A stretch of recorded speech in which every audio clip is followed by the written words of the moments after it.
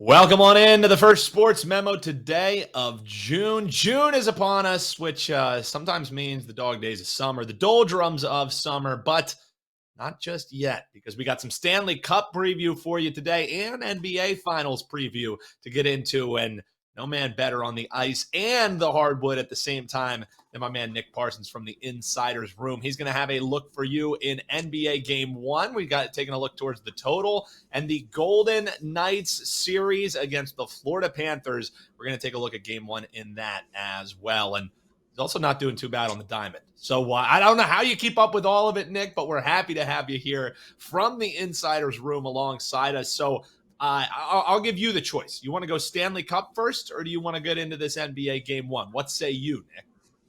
Well, why don't we get into the NBA first, there, Dan?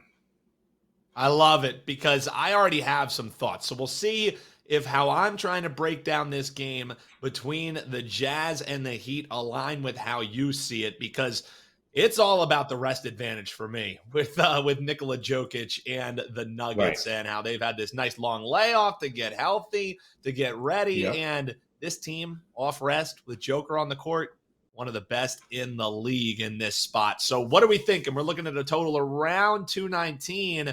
Is that the way you're looking, or is it a side play for you, NP? Well, for this, I'm definitely going to be looking at the total. I mean, this has been a super interesting NBA playoffs. It was a great play-in tournament from both the East and West. And I guess we'll see, if Denver is going to roll over Miami like the odds makers are trying to lead us to believe here. Or if Jimmy Butler and company, if they have one last Titanic upset in them here as well. Because Miami, it really has been the underdog throughout the playoffs here in the play-in tournament, and then in their series wins over the Bucks, the Knicks, and the Celtics. But the one theme that's been throughout all of those series is that the Heat have really surprised each of those teams in that game one. In the win over Milwaukee, the Heat rolled the Bucks by a score of 130 to 117. They were 9-point dogs in that one, and the total was set at 221. And then in game one versus the Knicks, they won 108-101 as 4-point dogs. Now that total did stay under the number of 210. But then in the first game against the Celtics in Boston, they exploded for a 123-116 victory. They were 8.5-point underdogs, and the total was set at just 212 in that one. And so you mentioned it, Dan. Denver's been sitting around. They have the super fresh legs here. So, I mean, obviously, the Heat, I think they're going to stick to their game plan. They're going to try to push the pace here in game one. They're going to try to pull off the upset in Denver. So I'm just anticipating a really faster paced game here in the first game. But the longer that this series go on, I think that the total in these games are going to start to become a less and less lower scoring games. But one other thing I wanted to point out, Dan, is that when Miami did play in Denver here in the regular season, the Heat did go on to score 119 points there. So, yeah, I think the Miami's game plan, it remains the same, Dan. We're going to see a faster pace. I don't think that Denver's going to have any problem in matching that one down. And so that's how I see this game one breaking down. I'm rolling with the over as far as the total is concerned.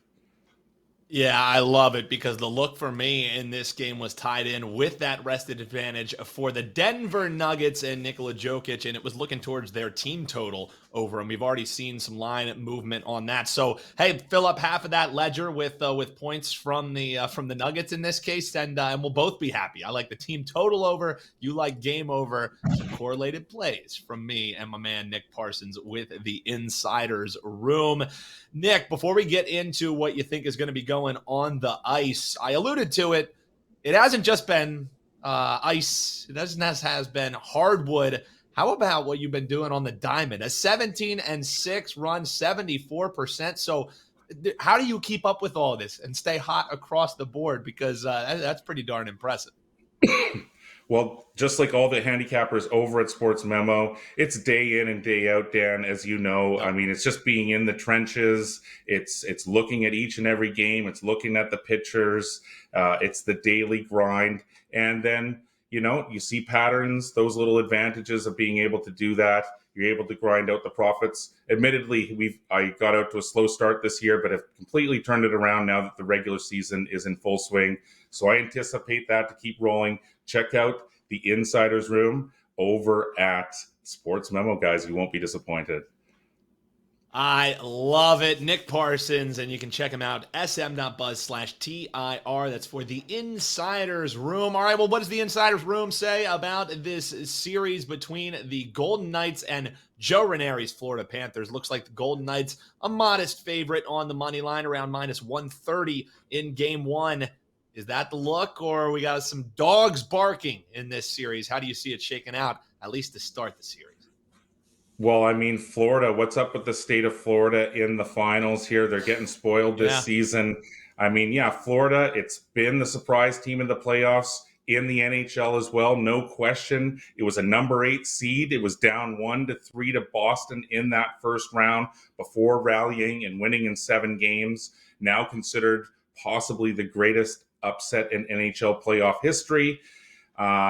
And, really they've gotten better through each series after that because they beat the Leafs in 5 and then they beat the Hurricanes in 4. So they've just seemingly been getting better. But Las Vegas, it's filled now with experienced talent.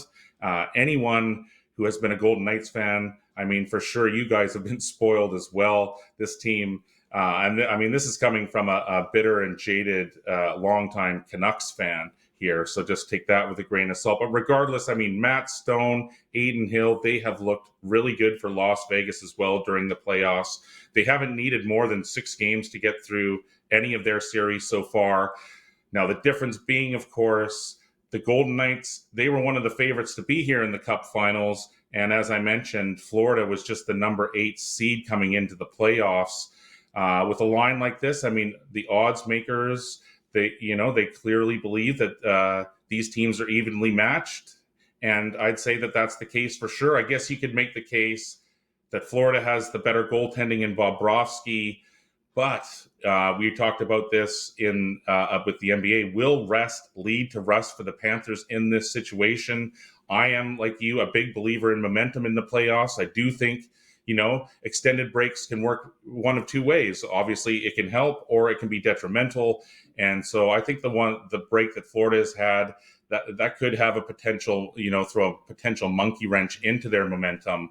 Florida, it was good on the road this year, 27-20-3, but the Knights were really good at home. They were 32-18 in front of the hometown crowd. So the same thing as the NBA, ready to make adjustments from game to game here. But you mentioned it, Dan, the value here at the Knights at only that minus 130. I think, as Bob Barker would say, the price is right. So come on down and ride with my man Nick Parsons in the Insider's Room. And you can check him out, sm.buzz/TIR. What kind of stuff are they going to find locked and loaded over there as we head on into the summer months, brother? Yeah, well, we're actually now releasing soccer picks, some MLS, nice.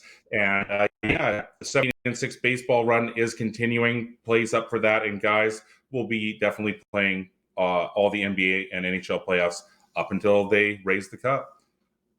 Yeah, definitely. Grab it now from my man Nick Parsons, and that's going to do it. Just a one-off for you here on Sports Memo Today. When you get great info from a man like Nick, you only need one guest on the show, and that's going to shut it down our Tuesdays and Thursdays here on Sports Memo Today. So we will be back locked and loaded in just a few days with another great program for you, getting you that actionable info you know and love.